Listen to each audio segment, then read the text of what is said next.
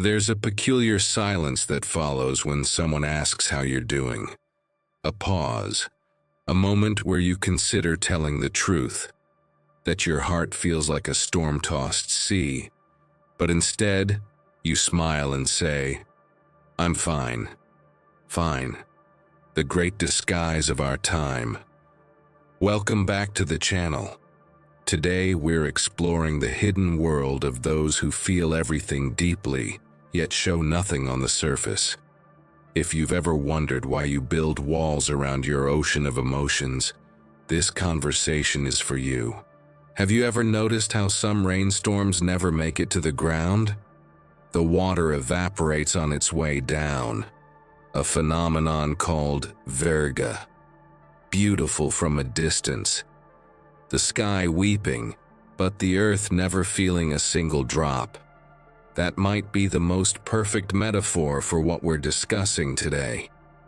You feel too much, but you act like nothing touches you. Why? From the outside, they see composure, steadiness, perhaps even detachment. Inside, a universe of feelings swirls within you. Joy doesn't just visit, it floods your senses. Sadness doesn't merely pass through, it saturates. Love doesn't simply warm, it burns. Yet somehow, you've mastered the art of the neutral face, the measured response, the calculated reaction that reveals nothing of the earthquake happening beneath your skin. How did you become so practiced at this contradiction? For many of us, this pattern began in childhood. Perhaps you grew up in an environment where big emotions were met with discomfort or dismissal. Don't be so sensitive. Toughen up. It's not that serious. Or maybe you learned that your feelings were inconvenient, burdensome to others who didn't know how to hold space for them. Or perhaps, and this is often the deepest wound, your emotions were once used against you. Your tears became ammunition in someone else's hands. Your vulnerability became a target. And so you learned, you adapted, you survived. You built a fortress around your heart, not to keep feelings out, but to keep them in. This protective mechanism serves a purpose. It shields you from judgment, rejection, exploitation. But protection always comes with a price. When we consistently deny our emotional reality to others, we eventually begin denying it to ourselves. The disconnect grows. The inner voice that speaks our truth grows fainter. And something else happens too. Those closest to us begin to mistake our protective shell for who we actually are. They see the calm surface of the lake, never realizing the depths below. How could they know what we've never shown them? This creates a peculiar loneliness, the ache of being unseen, even by those who claim to know you best. If you're finding resonance in these words, if something inside you is quietly nodding along, I'd love for you to join our community by subscribing. We explore these hidden emotional landscapes together, finding words for experiences that often go unnamed. There's a fascinating contradiction at work here. Those who feel most deeply are often those who appear most composed. The irony doesn't escape me. The same sensitivity that makes you vulnerable to overwhelm has taught you exceptional emotional regulation. Your capacity to feel everything has required you to master showing nothing. In many ways, this is a remarkable strength, but strengths taken too far become limitations. Consider this question.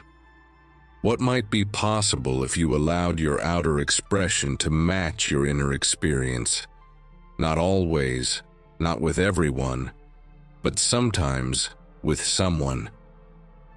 Your emotional depth isn't a flaw to overcome. It's a gift to be honored. That sensitivity allows you to notice nuances others miss, to empathize where others remain indifferent, to find meaning in moments others overlook. Your ability to feel deeply is not your weakness, it's your superpower. The challenge isn't to feel less, it's to find safer ways to express what you feel. Truth is, the world needs your emotional intelligence, your depth, your capacity to care profoundly in a culture that often settles for superficial connection. Balance doesn't mean feeling less, it means expressing more, selectively, intentionally, with people who have earned the right to your vulnerability. Start small. When someone asks how you are, pause. Take a breath. Could you offer 1 degree more truth than usual? Not the entire storm, just a drop of rain. I'm actually having a tough morning, but I appreciate you asking. I'm feeling a bit overwhelmed today, still figuring it out. I'm okay, not great, not terrible, somewhere in between. These small moments of authentic expression aren't just gifts to others. They're medicine for yourself. Each time you acknowledge your feelings out loud, you strengthen the bridge between your inner and outer worlds. You begin the delicate work of integration. If you're finding value in this exploration, I'd be honored if you'd subscribe to join our community of deep thinkers and feelers. These conversations continue in each video as we illuminate different aspects of the human experience together. Let's name what often goes unnamed, the fear. What are you afraid might happen if people saw how much you feel? That they'd be overwhelmed? That they'd use it against you? That they wouldn't understand? That they'd see you as weak? Or perhaps the deepest fear, that they'd see you as too much.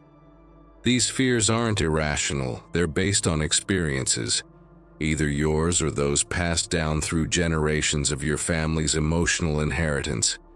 But fears examined often lose some of their power.